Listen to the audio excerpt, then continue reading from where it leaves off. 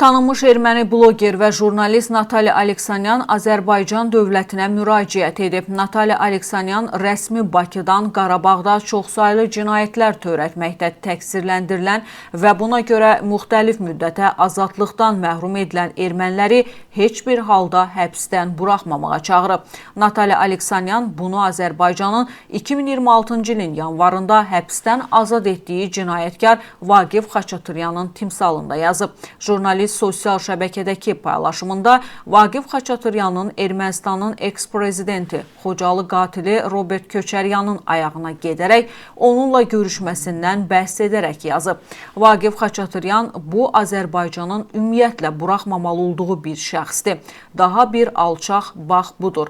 Nikol Paşinyanın sayəsində o Ermənistandadır, amma Robert Köçəryanın əlini sıxır. Mən Azərbaycan dövlətinə müraciət edirəm. Xahiş edirəm, qalanları buraxmayın. Sizdən rica edirəm. Onlar Ermənistan Respublikasının düşmənləridir, deyə Natalya Aleksanyan vurğulayıb.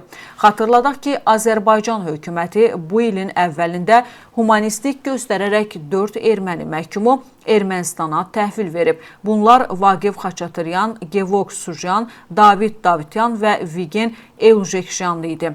Vaqif Xaçatüryan 1-ci Qarabağ müharibəsi zamanı Xocalı rayonunun Meşəli kəndində törədilən soyqırımda iştirak etməkdə təqsirli bilinərək Bakı Hərbi Məhkəməsində Cinayət Məcəlləsinin 103 və 107-ci maddələri ilə mühakimə olunmuş, ona 15 il müddətinə azadlıqdan məhrum etmə cəzası kəsilmişdi.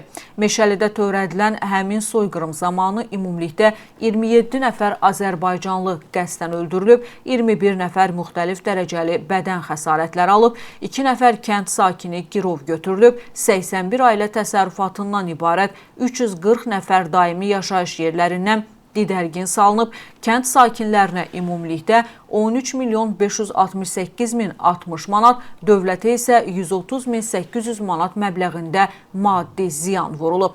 Hazırda Azərbaycan həbsxanalarında bir sıra erməni cinayətkarlar müxtəlif müddətdə cəza çəkir. Bunlar Azərbaycana qarşı hərbi təcavüz nəticəsində sülh və insanlıq əleyhinə cinayətlər törətmiş Ruben Vardanyan, Arayik Harutyunyan, Arkadi Qukasyan, Bako Şakyan, David İşxanyan, David Babayan, Levon Mnatsakanyan, David Manukyan, Madat Babayan, Melikset Paşayan, Qarik Martirosyan, David Allahverdiyan, Vasili Beglaryan, Gurgen Stepanyan, Levon Balayan və Erik Qazaryandı. 5 fevral 2026-cı ildə Bakı Hərbi Məhkəməsi onlara müxtəlif hökmlər oxuyub.